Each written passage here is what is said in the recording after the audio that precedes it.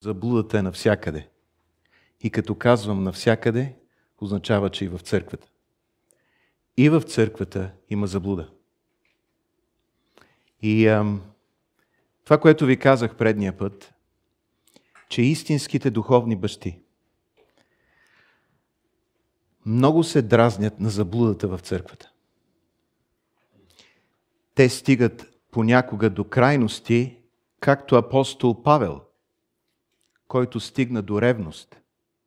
Ревнуваше за църквата в Коринт. Защото църквата в Коринт бяха се промъкнали едни фалшиви апостоли, които носеха друг Исус, друго благовестие и в крайна сметка носеха друг дух, различен от Христовия. И ви казах нещо много важно. Истинските духовни бащи ще бъдат загрижени за заблудата и ще се опитат да опазят църквата от всяка форма на заблуда, от всеки вятър на учение, както Павел го описва това нещо в Ефесяни 4 глава. Така че истинските бащи са загрижени за истината в църквата. Докато другите служители, така наречени служители, просто си развиват бизнеса. Те използват служението, за да печелят пари.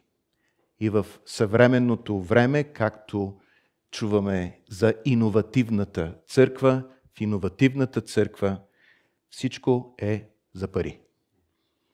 Пастора прави пари от служението.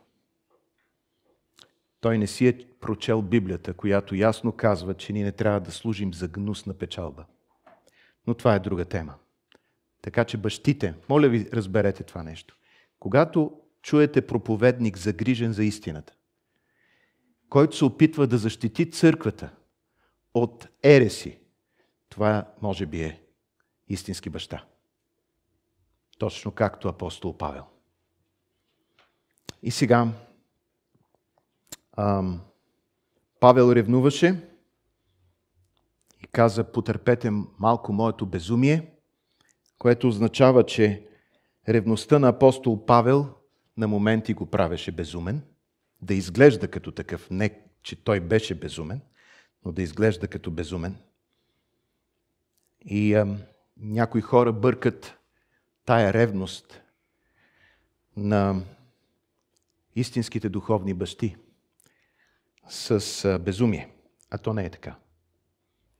То не е така.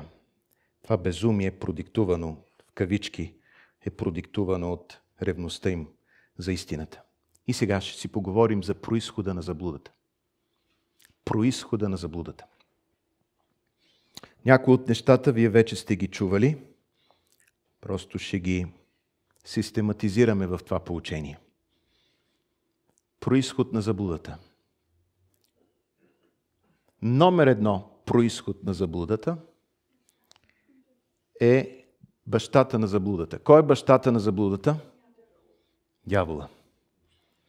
Сега Исус победи дявола на кръста на Голгота.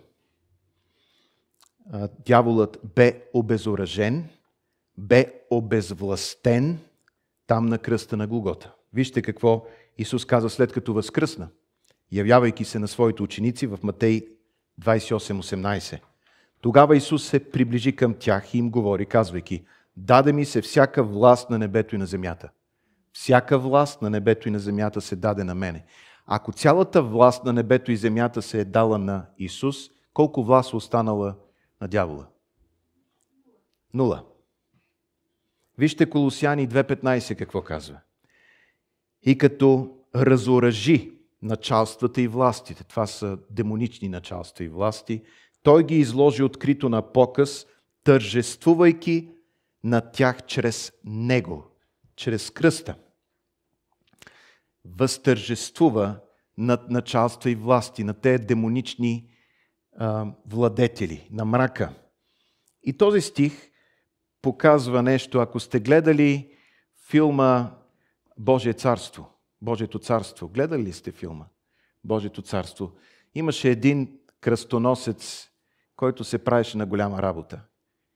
Той беше съпруг на сестрата на царя. Царя почина от проказа и понеже той беше женен за сестрата на царя, той стана цар, поведе кръстоносците срещу арабите, загуби битката и арабите го плениха и го качиха на магаре и го изкараха отпред, опозорен, вързан и опозорен. Това нещо направи Исус чрез кръста на началствата и властите. Обезоръжи ги, той цар беше без корона, без оръжие, вързан на едно магаре и те му се подиграваха.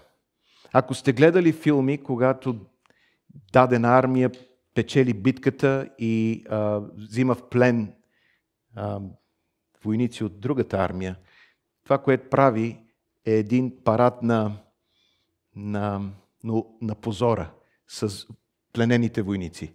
Дори Втората световна война, ако сте гледали кадри от пленените немци, които ги изкараха на червения площад, за да ги покажат, че са победени, обезоръжени. Същото стана с нашия Господ Исус Христос. Така че нашия Господ Исус Христос победи дявола. Обезоръжи го, обезвласти го, отнемо оръжията, но не промени неговата природа. Дявола си остава лъжец и баща на лъжата. Той е победен, но не е променен.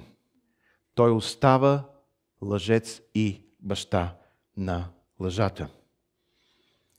Дявола действа чрез лъжа и вкарва хората в заблуда. Сега няма властта, но има заблудата като оръжие в своите ръце. В Йоан 8:44 Исус каза: вие сте от баща дявола и желаете да вършите похотите на баща си. Той беше отначало човекоубиец и не стоеше в истината, защото в него няма истина. Той е лъжец. В него няма истина. Той не може да стои в истината. И вижте какво се казва. Когато говори лъжа, от своето си говори, защото е лъжец и на лъжата баща. Думата баща, тук в гръцки е думата патер. И тази дума има много значения, но основните значения на думата патер са основател, корен, източник, снабдител.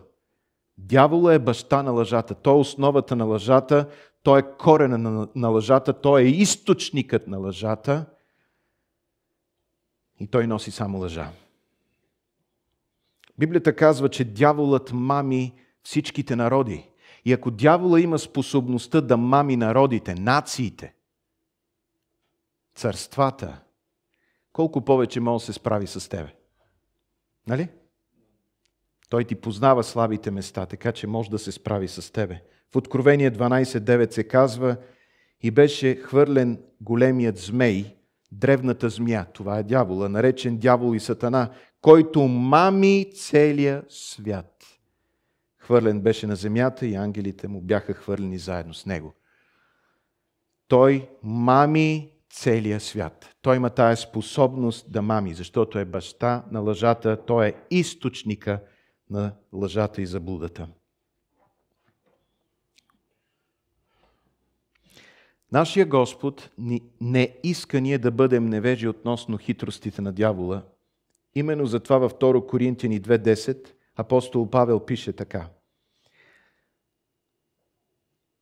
а на когото вие прощавате нещо, прощавам и аз, защото ако и аз съм простил нещо, простил съм го заради вас пред лицето на Христос. И сега вижте 11 стих.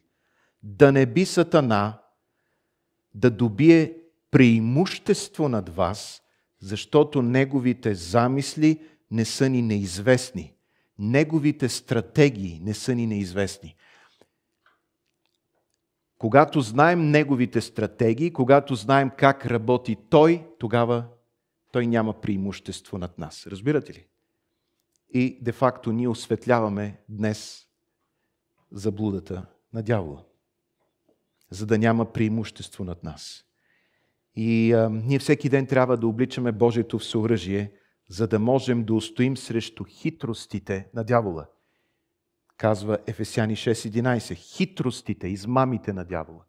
Затова трябва да си сложим Божието всеоръжие. Всеки елемент от Божието всеоръжие сочи към Христос и ние говорихме, че всъщност Божието всеоръжие, описано в Ефесяни 6 глава, е Христос. Когато Павел казва, облечете си Божието всеоръжие, Павел всъщност казва, облечете Христос, за да може да устоите срещу хитростите на дявола. Облечете Христос, Христос е истината и тогава ще устоите на лъжите на дявола. Първият източник на заблуда е дяволът. Първият източник на заблуда и това е лесно, нали? Сега вторият източник на заблуда идва посредством хора, човеци като нас.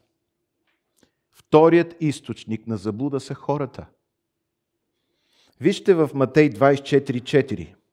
Исус в отговор им каза: пазете се да ви не заблуди някой човек. Тук не става въпрос за дявола. Пазете се да не ви заблуди някой, защото мнозина ще дойдат в мое име, казвайки: аз съм Христос, и ще заблудят мнозина. Много измамници хора ще дойдат, които ще претендират за неща, дет не са, и ще заблудят. Забележете, тези хора, измамниците, ще заблудят много хора, мнозина. Не малцина, много.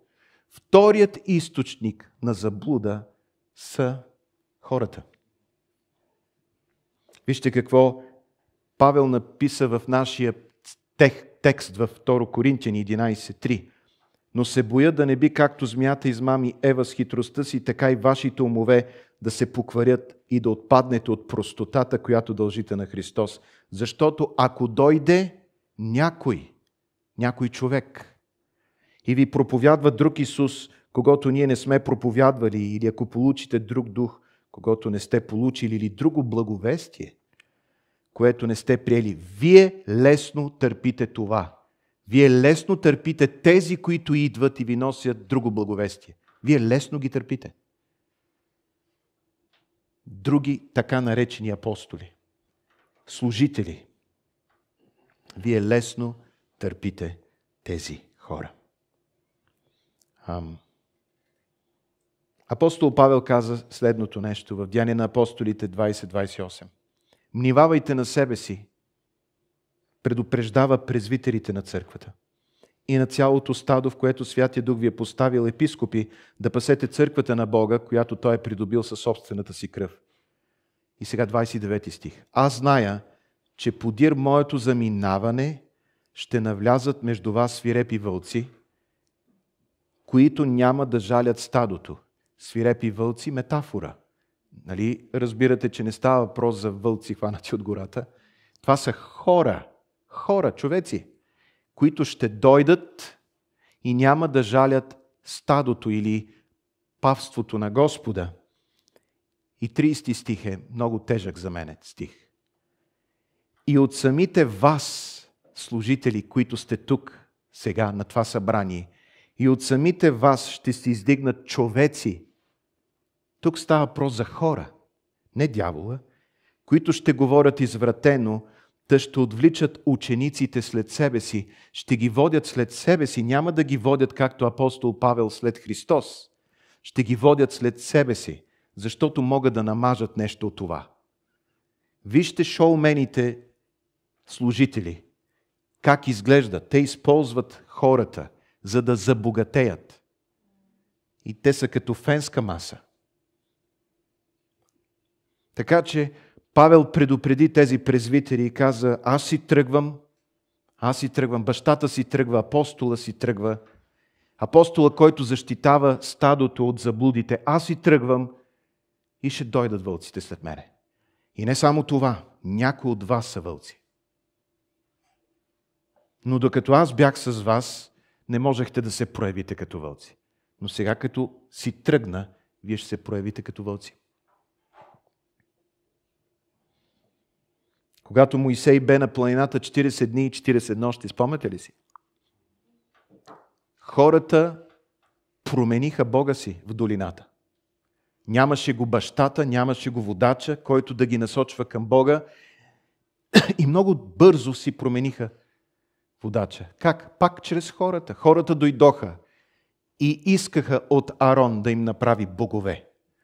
И Арон събра дарение, тлъсто дарение. Те си дадоха златото. И направи златно теле. И го нарече Йехова. Златното теле го нарече Йехова.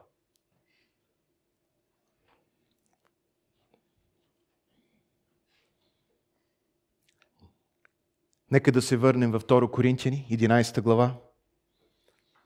5 стих. Продължавам да чета надолу. Казва: обаче мисля, че аз не съм в нищо по-долен от тия превъзходни апостоли. Тия превъзходни апостоли е саркастично казано. Всъщност Павел казва, те не са никакви апостоли. 6 стих. А пък ако и да съм в говоренето прост, в знанието или познанието не съм. Дори ние по всякакъв начин сме ви показали това във всичко. Може аз да не съм толкова харизматичен, както тези превъзходни апостоли. Може говоренето да ми е простичко, но аз съм дълбок в знание. Аз познавам Господа и съм ви го доказал по всякакъв начин, докато бях между вас. А тези сега идват и правят шоу и ви печелят. Печелят ви сърцата. Отделят ви от мене. Вижте 13 стих. Защото такива хора, човеци, са лъжи апостоли. Измамни работници, които се преправят на Христови апостоли. 14 стих. И това не е чудно, защото сам Сатана се преправя на ангел на светлината, така че не е голямо нещо, ако неговите служители се преправят на служители на правдата, но техния край ще бъде според делата им. Да знаете, те са приключили преди да са започнали. Приключили са преди да са... Без значение, че ги виждате сега успешни. Приключили са преди да са започнали. Техния край ще бъде според делата им. И аз съм го виждал. Надути проповедници, които правят нещата за пари, виждам как завършват. В моя живот аз имам свидетелство за такива хора. В някакъв определен момент те са на върха и си казваш, те няма да бъдат мръднати оттам. Гледай ги колко са велики. И след това вече никой не ги помни. Изчезнали са яко дим, като старите пари.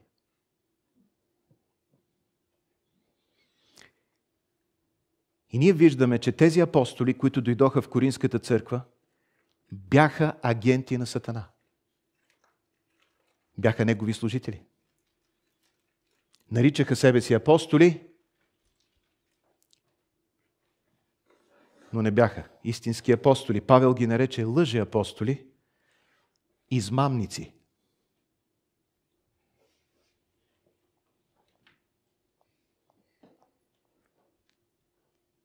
Така че заблудата идва чрез хора. Чрез посланието на тия хора. Те носиха благовестие, нали така?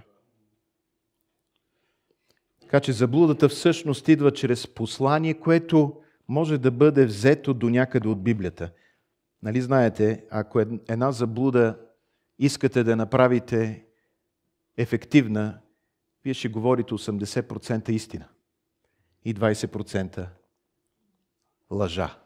Дори може да стигнете до 90% истина и 10% лъжа.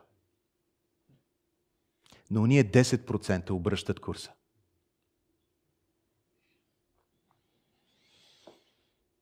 Те идват, носят послание, те са харизматични, те са обаятелни, добри оратори, имат дар слово,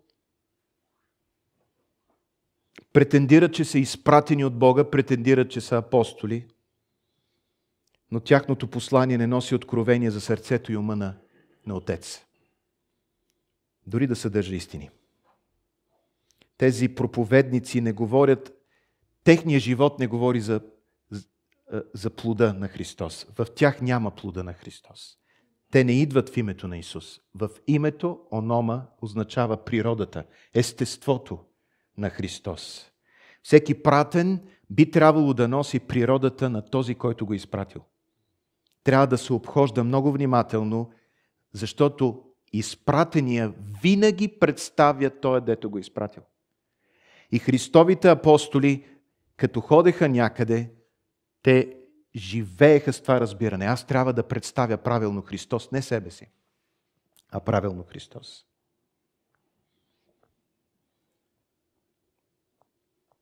И вие разбирате, че тези проповедници отварят Библията и ви проповядват от нея. Ще бъде много трудно някой да ви заблуди, ако дойде тук и размаха Корана и казва, нека сега да прочетем от Божието Слово. Нали? Край, приключене. Ще го изхвърлим веднага. Но когато покаже Библията и цитира 2-3 стиха оттам, вече те е хванал. В 1 Йоан 2.26 се казва, пиша ви това поради тия, които желаят да ви заблудят. Тия, не дявола. Става въпрос за хора.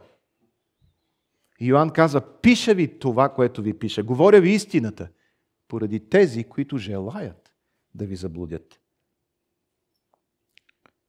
Посланието на тия не носи духа на истината, духа на заблудата. Затова Йоан продължава и казва в 1 Йоан 4.1, възлюбени, не вярвайте на всеки дух, но изпитвайте духовете дали са от Бога, защото много лъже пророци, това са хора, излязоха по света. И тук се говори за доктрина. Доктрина, която носи дух, а не да изпитвате духовете, гонен на демони и така нататък. Това е различно нещо. И 3 стих. Павел ясно говори тук срещу едно послание на гностиците, гностицизма. И казва, а никой дух, който не изповяда, или това е гръцката дума хомологео, да се съгласиш с други думи. Никой, който не се съгласи с Спасителя, с Исус, с личността му, с не просто с името, с личността. Това, което е Той. Не от Бога. И това е духа на Антихриста, за когото сте чули, че иде и сега вече в света. Вие сте от Бога, дечица, и победили сте ги, защото по-велик е оня, който е във вас, от онзи, който е в света. Те са 5 стих, от света. Това са хора, заблудителите. Те са от света, затова светски говорят и светът тях слуша. Ние сме от Бога, истинските апостоли. Който познава Бога, нас слуша. Който не е от Бога, не ни слуша. По това разпознаваме духа на истината и духа на заблудата. Зад всяко послание стои дух. Посланието съдържа информация, но зад всяка една информация стои дух. Духа на истината или духа на заблудата. И една информация може в 90% да е истина, но там може да стои дух на заблуда. И това обръща нещата. Това обръща нещата. И виждаме, че тук апостол Йоан говори за те и ние. Те, фалшивите, и ние, истинските. Служители на Господа. Исус каза следното нещо в Йоан 6:63. Духът е, който дава живот, тялото нищо не ползва. Думите, моето слово, думите, което ви говоря, са дух и живот. Всяко послание съдържа дух. Какво е духа на посланието, което носим, е много важно. Защото духът е този, който дава живот. Съгласни ли сте с мене? Духът е този, който дава живот. Продължаваме да четем 2 Коринтияни 11. Отиваме в 19 стих. Защото вие като разумни с готовност търпите безумните. И Павел казва, сега, вие ме гледате мен като безумен, защото виждате моята ревност. Но всъщност не аз съм безумен, а тези са безумни, които идват без Господ да ги е пратил. Фалшивите апостоли. И казва, вие, които сте разумни в тая църква, търпите тези безумните. Понеже търпите, чуйте, 20 стих. Ако някой ви заробва, ако ви изпояжда, ако ви обира, ако се превъзнася, ако ви бие по лицето. Вие търпите. Вие търпите тези безумци да ви заробват, да ви изпояждат, да ви обират. След като са ви взели билетче за вход, след това взимат още дарени. Обират ви. И вие ги търпите. Търпите ги да се превъзнасят над вас. Да ви говорят от високо, сякаш вие сте боклуци. И вие търпите всичко това. Като роби. Вие търпите да ви бият по лицето с стихове. Вие търпите всичко това. Как го търпите това? И сега тази дума търпите може да бъде преведена като толерирате. Вие толерирате такива хора. Вместо да застанете срещу тях, вие ги толерирате. Между другото, в книгата Откровение Господ похвали църквата в Ефес, че не толерира фалшивите апостоли. Разпознава, че са фалшиви и ги гони. И Бог ги похвали за това. И някой може да каже, ма това не е ли нехуманно така да се отнасяме с тези?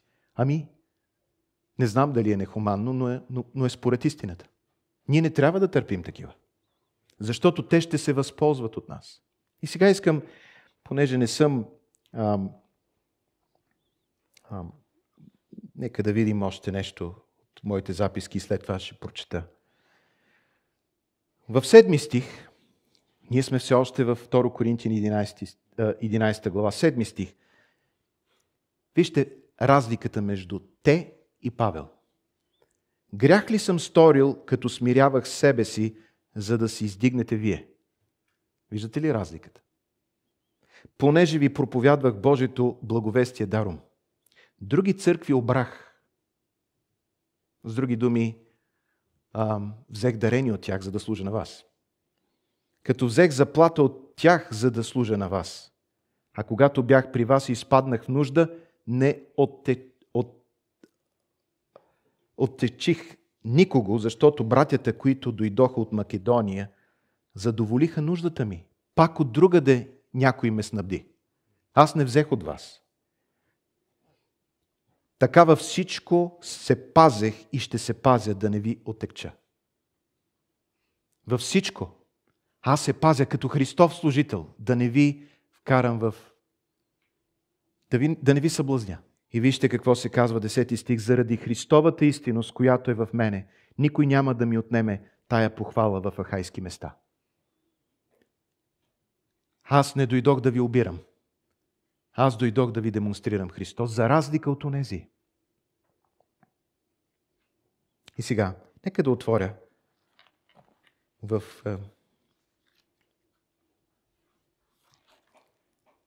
това е 2 Коринтияни 11 глава, нали така? 2 Коринтияни 11 глава. Нека да отидем там. Апостол Павел изобличава тук фалшивите апостоли, които дойдоха в Коринската църква и казва, те са измамници. Вижте 21 стих. За свое унижение го казвам, като че ли сме били слаби, но с каквото се осмелява някой да се хвали, явно тези се хвалеха с неща. В безумие говоря, осмелявам се и аз. И сега апостол Павел започва да се хвали и си показва визитната картичка. Евреи ли са? И аз съм. Явно тези, които дойдоха, бяха евреи. Израелтяни ли са? И аз съм. Аврамово потомство ли са? И аз съм. Христови служители ли са? В безумие говоря, казва апостол Павел, аз повече. И сега започва да показва защо е повече Христов служител от тея. Те идват и започват да се хвалят. Например, Аз съм пастор на най-бързо растящата църква на Балканския полуостров. Бог така ме е благословил, че в момента очаквам 3 милион да дойде в банковата ми сметка. Строя къща за няколко милиона. Слава на Бога, пътувам по целия свят първа класа. Алелуя! И съм баш майстор. И сега, апостол Павел казва, ето доказателството, че аз съм истински служител. Не онези. Бил съм в повече трудове, още повече в тъмници, в безброй бичувания, много пъти на смърт. Чакайте сега. Каква е хвалбата на апостол Павел? Не в успехите, придобиването. Между другото, знаете ли какво е материализъм? Аз харесвам дефиницията на Джон Екърт за материализма. Материализъм означава щастието от успеха. Ти се чувстваш щастлив, защото си успешен. Да видим успеха на Павел. Така, виждаме, че той е в трудове, в тъмници, т.е. бил в затвора, в бичуване, т.е. бил е бит. Много пъти на смърт, близо до смърт. 5 пъти юдеите ми удариха по 40 удара без един, т.е. 39 удара. 5 пъти ме биха с 39 удара. 5 пъти. Не веднъж. 5, за да има благодат. Нали? Числото 5 е. 3 пъти бях бит с тояги. Веднъж ме биха с камъни.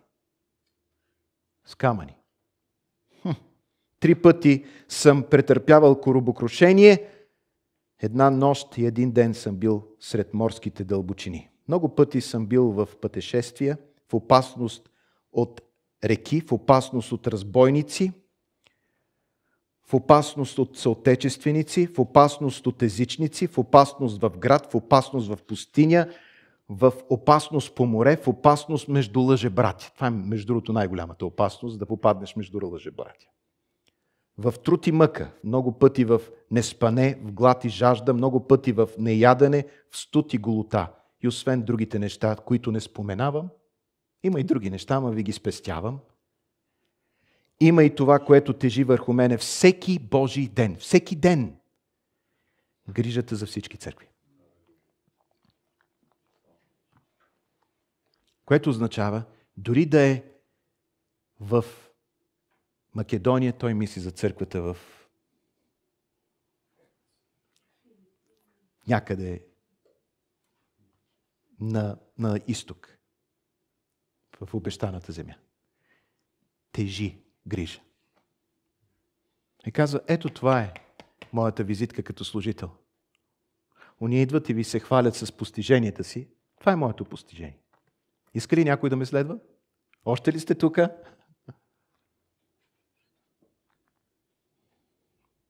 Каза, въпреки това, аз продължавам да служа. Аз не съм се отказал, което означава истински съм. Истински съм. Колко от вас са с мене? Чуйте ме сега. Хората произвеждат това, което са, а не това, което претендират, че са. Разбирате ли?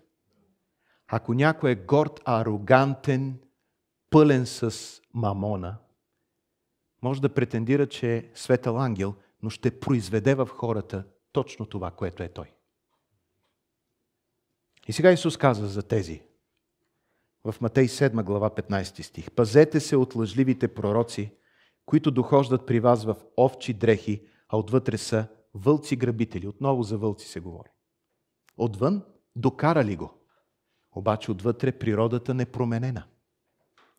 16 стих. От плодовете им ще ги познаете, бере ли се грозда от тръни или смокини от репи. И нещо много важно, което искам да чуете.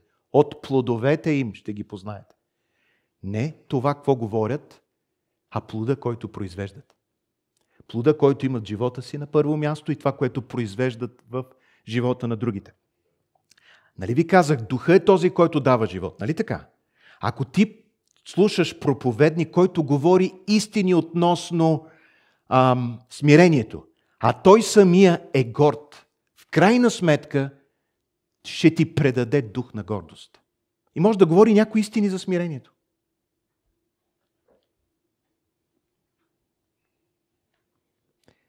Но понеже е горд, ще произведе в теб гордост. Ексклузивен дух. 17 стих. Също така всяко дърво дава добри плодове, а лошото дърво дава лоши плодове. Не може добро дърво да дава лоши плодове или лошо дърво да дава добри плодове. Всяко дърво, което не дава добър плод, отсича се и се хвърля в огън. И тъй, от плодовете им ще ги познаете. И сега пояснява. В онзи ден... прескочих един стих. 21 стих. Не всеки, който ми казва Господи, Господи, ще влезе в небесното царство, но който върши волята на Отца ми, който е на небесата, в онзи ден мнозина ще ми кажат. Господи, Господи, това са служители, вижте. Не в Твоето ли име пророкувахме, не в Твоето ли име бесове изгонвахме, не в Твоето ли име направихме много велики дела. Служители в името на Исус са правили тия работи. Тогава ще им заявя, аз никога не съм ви познавал, махнете се от мене, вие, които вършите беззаконие. Вижте как ги описва апостол Петър. И е хубаво да опишем фалшивите, за да знаем, като ги видим, да ги разпознаем. Не да им лайкваме посланията в YouTube и Facebook.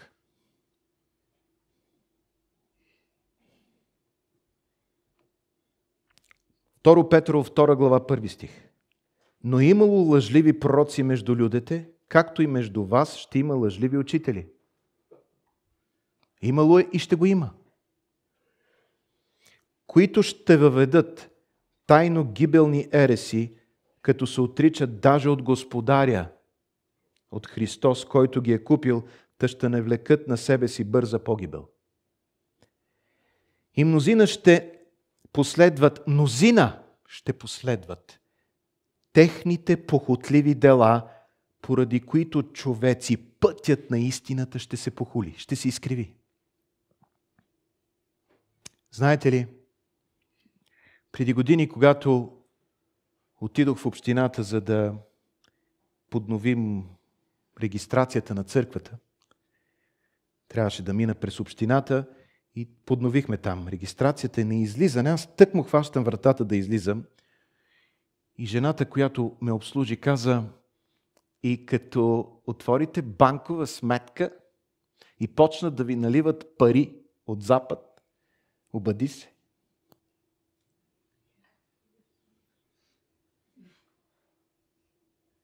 Банкова сметка.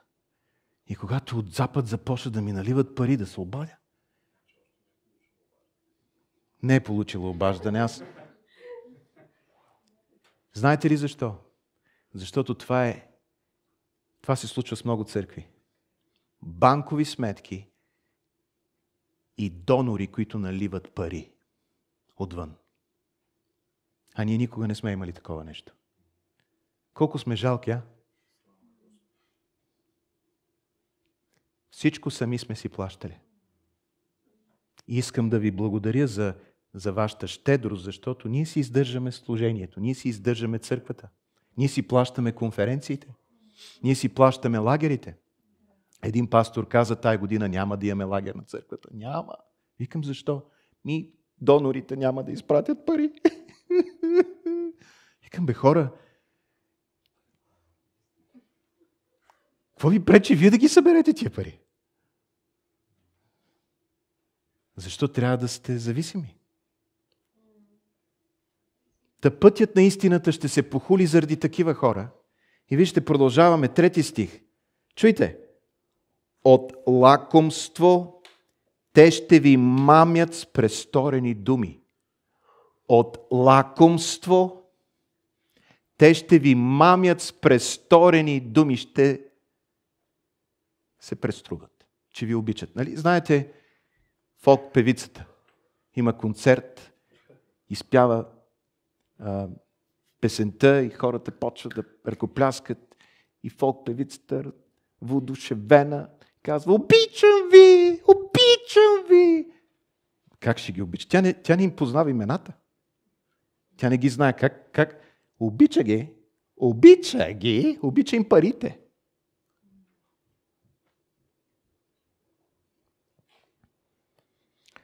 Продължавам, но тяхната присъда отдавна приготвена не се забавя и тяхното погубление не дреме. Виждате ли края на тие? 14 стих. Очите им са пълни с блудство, с непрестанен грях.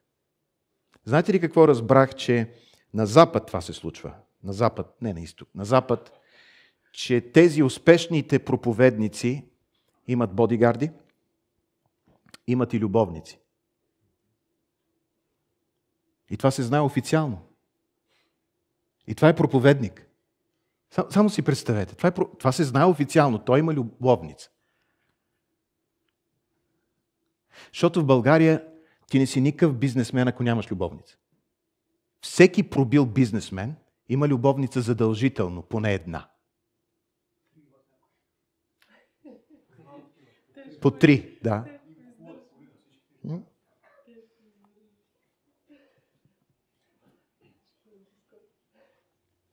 И вижте сега. Подмамват неутвърдените души. Кои са неутвърдените души? Незрелите. Незрелите във вярата. Младите. Подмамват неутвърдените души. Сърцето им е научено на лакомство. Те са предадени на проклетия. Оставиха правия път и се заблудиха. Като последваха пътя на Валам, Веоров, който обикна заплатата на неправдата. Валам служеше за пари. Срещу хонорар. Всички проповедници, които служат срещу хонорар, носят заблудата на Валам.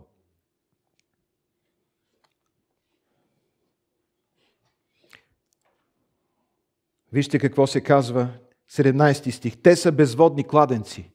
Те казват: аз съм кладенец пълен с откровение. Кладенец съм, а без вода. Без вода. Безводни кладенци. Мъгли тласкани от буря, за които е запазена мрачна тъмнина до века. Защото като говорят с надуто празнословие, надуто, горди, надуто празнословие, те с разтленността подмамват в плътските страсти уния, които едва ми избягват от живеещите в заблуда. Обещават им свобода, а те самите са роби на разврата, защото от каквото е поробен някой, на това роб става.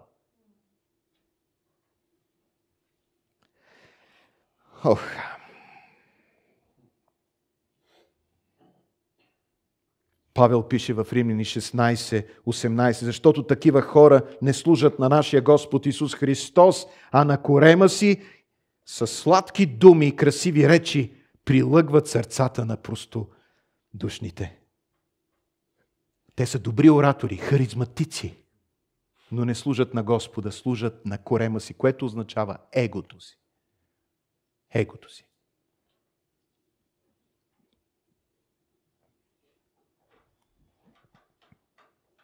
И сега чуйте, заблудителят и заблуденият са еднакво виновни. Моля ви, чуйте го. Няма невинен тук. Защото всеки заблуден има глава на раменете си и може да мисли. Има Библията, за да изучава. Има Христовите модели. Нали така? Заблудителят и заблуденият са еднакво виновни. Заблуденият човек се е съгласил с заблудата. Нещо в него харесва тая заблуда. Разбирате ли? Например, обещават ти богатство, 7 стъпки към успеха, 7 стъпки към успеха. Как забогатях? Що не купиш книгата, баце, как станах смирен? А купуваш книгата как забогатях? Нещо в тебе вече те е хвърлило в заблуда. И ти се услушваш за такива послания. Как забогатях? Как станах тъшкар, духовен тъшкар? Чувам един, прави си реклама на послание и казва: аз съм еди кой си пастор, няма да му споменавам името, но вие се сещате. аз съм, кой си пастор. Аз съм пастор на тая общност и всъщност тя не е общност, това е революция. Станете част от революцията. Вау! Вау! Аз знам, че революционерите излизаха и даваха живота си. Той е така наречен служител. Една дума не е казал срещу нечестието в политиката. За разлика от мене. Вие знаете моето отношение към Делян Славчев Пеевски, Бойко Методиев Борисов и цялата тази дебела армия от лапачи, които са от племето лапачи. Но той една дума не е казал. Знаете ли що? Защото не е революция. Защото е сметка. Ако започне да говори срещу нечестието в политиката, е приключен. Приключен е. Свършено е с просперитета.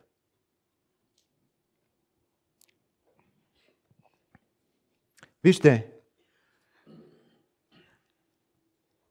дявола дойде при Ева първо, нали така? Заблуди ли я? Заблуди я. Бързо ли я заблуди? Относително бързо. След това Ева идва и носи плода на мъжа си. И той послуша.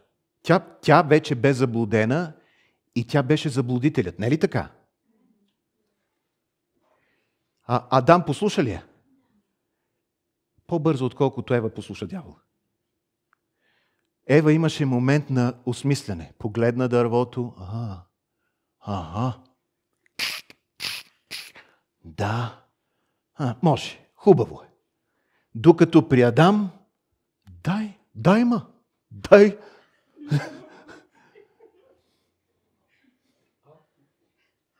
И сега вижте. Ева се явява в случая като заблудител за Адам. Не е ли така? И чуйте, Адам вместо да поеме отговорност и да каже, аз се заблудих, защото и аз исках да разбера вкуса на това дърво и исках видя ми се приятно за очите. Той започна да се измива ръцете с жената. И вижте какво каза, жената, която ти ми даде. Боже, ти ми даде тая жена. В крайна сметка беше единствената. Аз нямах и право на избор. Това ми даде, това взех. Ти ми я даде. Ева, вместо да поеме отговорност за заблудата, тя каза, не, змията. Не, аз змията. Нека да ви питам, отнесаха ли го? Отнесаха го. И заблудителя, бащата на лъжата, и Ева, която стана заблудител, и Адам, заблудения, го отнесаха. Защо? Защото трябва да поемеш отговорност. Не можеш да кажеш, аз съм жертвата. Аз съм жертвата. И жена ми, тя ме принуди. Не можеш да го кажеш. Ти си искал да бъдеш заблуден. С мене ли сте?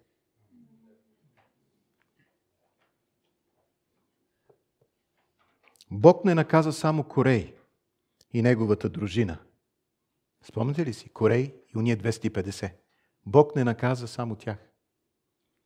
Но и още 14 700 от народа, които повярваха на лъжата на Корей, на заблудителя. В числа 16:49 се казва, умрелите от язвата бяха 14 700 човеци, освен уния, които умряха в Кореевата работа. Заблудителят и заблудения еднакво виновни. И понеже времето напредна, не знам колко време говоря, нека да отидем към третият източник на заблуда. Заблудата идва от нашето паднало човешко естество. Показа ми някакъв знак? Значи може до 2 часа ще го направя посланието. 2 часа. Имате ли време 2 часа? Добре. Заблудата идва от нашето паднало човешко естество. Вижте сега, не ти трябва дявол, за да се заблудиш, не ти трябва ти лъжеслужители, за да те заблудят. Може да те изолираме и от дявола, ако имаше такъв начин, и от лъжеслужители и лъжебратя, и ти пак ще се заблудиш. Знаеш ли защо? Защото го носиш. Носиш тая заблуда в падналото си човешко Адамово естество. Всеки го носи. Вижте Римляни 7.11. Защото грехът, който използва възможността чрез заповедта, ме измами и ме умъртви чрез нея. Кой ме измами? Грехът. Къде живее грехът? В Адамовото естество. Не се казва, че дявола е измамил. Тук нито лъже братята. Грехът, който живее, падналото Адамово естество. Ме измами!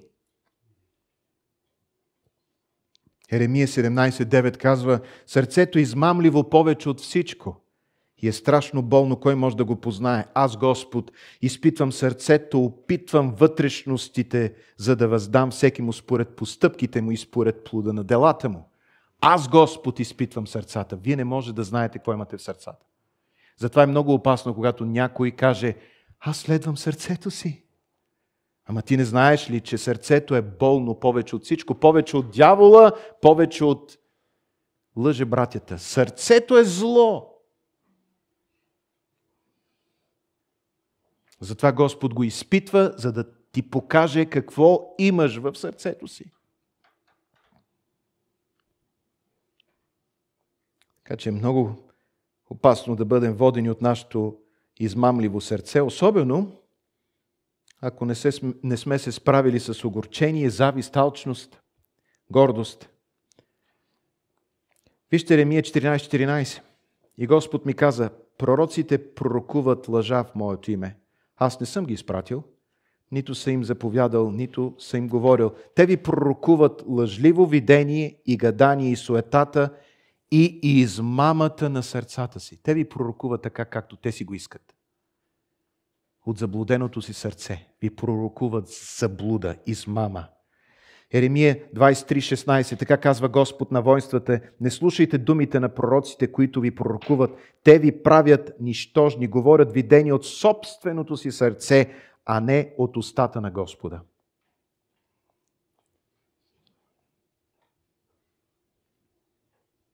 Не от устата на Господа. Сърцето им е измамливо. Сега искам да ви покажа историята на Анания и Сафира. Колко от вас знаят? Деяния на апостолите, 5 глава, 1 стих. А един човек на име Анания за жена си Сафира продаде имот и задържа от полученото съзнанието на жена си и донесе част и я сложи пред краката на апостолите. А Петър каза: Анания, защо? Сега чуйте. Сатана изпълни сърцето ти. Тук Сатана влияеше на Анания за това решение. Да излъже, че дава цялата цена на нивата.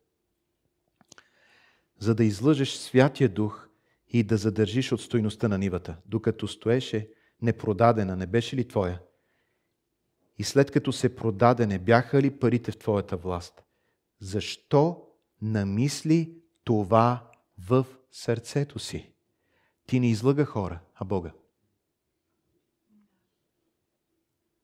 Започна с дявола, но сърцето на Анания довърши заблудата. Той реши в сърцето си, защото беше воден от алчност.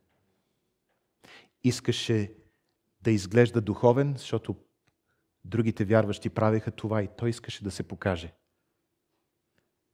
Но беше воден от алчност. Сърцето му го измами в крайна сметка. Той взе решение, не дявол.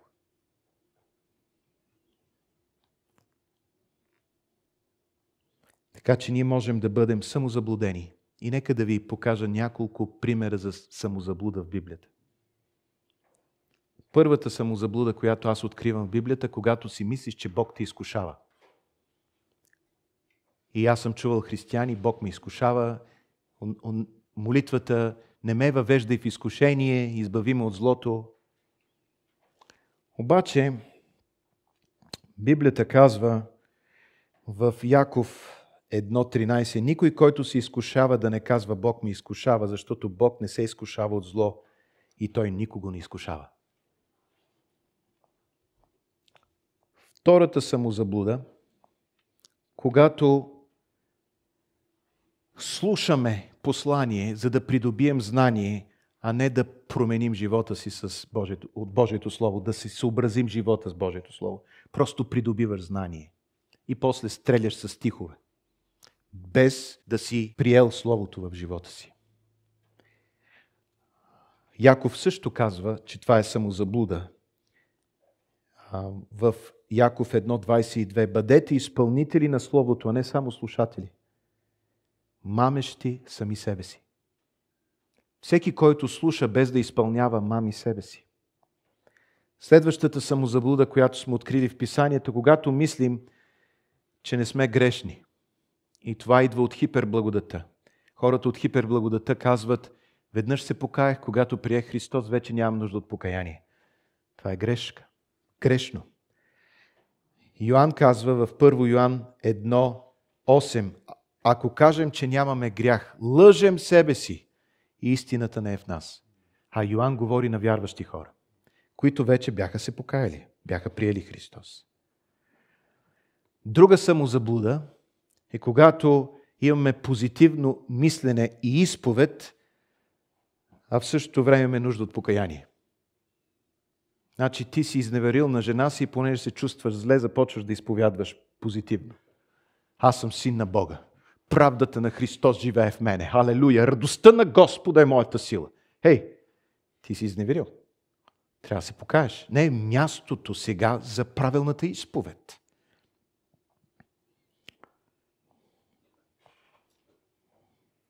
Матей 3.8 казва: затова принасите плодове достойни за покаянието и не мислете да си казвате: Авраам е нашия баща. Това е позитивна изповед. Авраам е нашия баща, ние сме потомци на Авраама. Не бе, тук говорим сега за покаяние. Покайте се. После може да кажете, че сте Авраамово потомство. Сега е момента за покаяние. Всеки, който заменя покаянието с позитивно мислене и изповед, е в самозаблуда. На следващо място, когато вярваме, че ще пожънем различно нещо от това, което сме посели. И хората смятат, че ще им се размине. Не може да ви се размине. Галатяни 6.7. Извинете. Не се лъжете, Бог не е за подиграване, понеже каквото посее човек, това и ще пожъне. Каквото си посял, ако посееш за плътта, ще пожънеш от плътта. Ако посееш за духа, ще пожънеш от духа. И вижте, винаги жетвата е по-голяма, отколкото това, което си посял.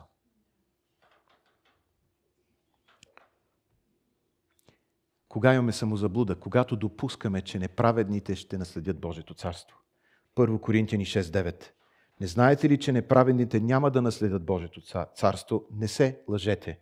Нито блудниците, нито идолопоклонниците, нито сребролюбците, нито хомосексуалистите, нито малакийците, нито крадците, нито сребролюбците, нито пияниците, нито хулителите, нито грабителите няма да наследят Божието царство. Ние хората имаме способността да се заблуждаваме. Да се самозаблуждаваме. Не някой друг да ни заблуждава. Да се самозаблуждаваме. Между другото, аз пропуснах нещо. В Галатяни една самозаблуда. В Галатяни 6 глава, ако не се лъжа. Бързо ще я намеря. Галатяни 6 глава. Да, 6 глава, 3 стих. Защото ако някой мисли себе си да е нещо, а не е нещо, той мами себе си. Да мислиш повече, отколкото трябва да мислиш за себе си, е самозаблуда. И за тия неща не ти трябва дявол, не ти трябва лъжеслужител, за да те заблуди. И сега четвъртият източник на самозаблуда. Ще отгаднете ли кой е? Много християни не могат да отгаднат. Господ е източник на заблуда. Така. Те така. Господ е източник на заблуда. И сега вижте. Посочените 3 източника преди това носят заблуда поради тяхната природа. Това им е естеството. Дяволът е такъв, лъже братята си такива. Твоята Адамова природа си е лъжлива, но четвъртият източник е съвсем различен. И когато дойде заблуда от Господа, идва като съд за тези, които са отхвърлили истината. Презряли са истината. И това е като съд върху тях.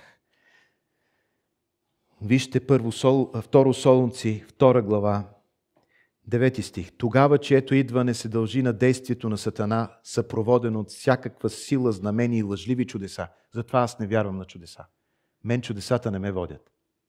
Изцеления, неща. Знаете ли, че изцеления стават в хиндуизма? Знаете ли, че изцеления стават и в исляма? Знаете ли, че шаманите правят изцеления? И вижте какво се казва в 10 стих. И с всичката измама на неправдата между ние, които погиват, защото не приеха да обичат истината, за да се спасят, не приеха да обичат истината. 11 стих. И за това, поради тази причина, Бог праща заблуда да действа между тях, за да повярват лъжа, да бъдат осъдени всички, които не са вярвали истината, а са имали благоволение към неправдата.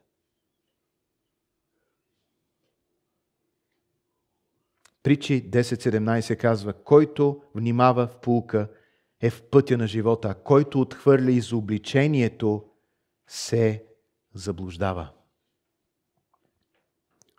Ако отхвърлиш истината, ти отваряш врата за заблудата. Така че заблудата, която идва от Бога, е вследствие на Божия съд поради отхвърляне на истината. И вижте какво се казва в Римляни 1 глава 21 стих. Защото познаха Бога, но нито го прославиха като Бог, нито му благодариха, а се извратиха в своите мъдрувани и безумното им сърце се помрачи. Като се представяха за мъдри, те глупееха и размениха славата на нетленния Бог с образ, подобен на смъртен човек, на птици, на четвъртокраки и на пълзящи гадини. Затова, според страстите на сърцата им, сега, може ли да прочетете това заедно с мене? Според страстите на сърцата им, Бог ги предаде. Бог ги предаде на нечистота. Бог ги предаде на нечистота. За да опозарява телата им между самите тях. Те, които замениха Божията истина с лъжата и се поклониха и служеха на творението вместо на Твореца, който е благословен до века. Амин. Затова Бог ги предаде на срамни страсти. Кой ги предаде? Бог. Това е заблуда. Бог ги предаде на срамни страсти. Защото и жените им замениха естественото сношение с противоестествено. Също така и мъжете, които като оставиха естественото сношение с жената, се разпалиха в похота си един към друг, вършики безобразие мъже с мъже и приемаха в себе си заслужената отплата на своята заблуда. И понеже те отказаха да познаят Бога, Бог ги предаде на развратен ум да вършат това, което не е прилично. 3 пъти в този пасаж виждаме Бог ги предаде. Бог ги предаде на сексуална революция. И това е заблуда. Бог ги предаде на хомосексуализъм. И накрая Бог ги предаде на развратен ум. Гръцката дума за развратен е адокимус. И тази дума буквално означава дисквалифициран ум. Ум, който не бачка. Ум, който не работи. Хора, които не могат да мислят. Хора, които смятат, че да има 70 и колко пола е нещо нормално. Това не са нормални хора, казвам ви. Те не могат да мислят. Бог ги предаде. Когато Бог те предаде на адокимус ум, това означава, че ти няма шанс. Ти не можеш да мислиш. Ти си в заблуда. И само милост от Бога трябва да дойде, за да се оправиш. В Исаия 19 глава 13 стих се казва: първенците на Танис обезумяха, първенците на Мемфис се заблудиха и водачите на племената му измамиха Египет. Господ смеси сред него дух на извращение. И те измамиха Египет във всичките му дела. Господ го направи. Трета книга на царете, 22 глава, 19 стих. Историята е за един цар, който искаше да воюва. Нека да видим 19 стих. Михай каза: затова чуй словото, Господното слово. Видях Господа седнал на престола и цялото небесно воинство стоеше около него, от дясната му страна и от лявата му страна. И Господ каза: кой ще примами Ахав, за да се изкачи и да падне в Рамот Галат? И един каза едно, друг каза друго. Тогава излезе един дух, буквално духът в иврит. Излезе духът и застана пред Господа и каза: аз ще го примамя. И Господ му каза: как? А той каза: ще изляза и ще бъда лъжлив дух в устата на всичките му пророци. И Господ каза: примами го и ще сполучиш. Излез и направи така. И сега ето, Господ е сложил лъжлив дух в устата на всичките твои пророци и Господ е говорил зло за тебе. Господ. Когато Господ иска да заблуди, някой може да изпрати лъжлив дух. И този човек е приключен. И понеже Господ е добър в това, което прави, когато Бог ни заблуди, това наистина е заблуда. Бог ни предава на адокимус ум, който не може да мисли. И ние сме приключили. Какво трябва да се случи? Милост от Бога. Бог трябва да посети в милостта си, в добрината си и да ни отвори очите. 4 източника на заблуда. Номер 1 – дявола. Номер 2 – дяволските агенти, неговите служители, които наричат себе си апостоли, пророци, учители, а са всъщност лъжеапостоли, лъжепророци, лъжеучители. На 4 място – падналото Адамово естество, което имаме. Всички ние имаме такова. И на 5 място самия Бог. Но в този случай Бог изпраща съд като заблуда върху непокорните, върху тези, които не обичат истината. Амин.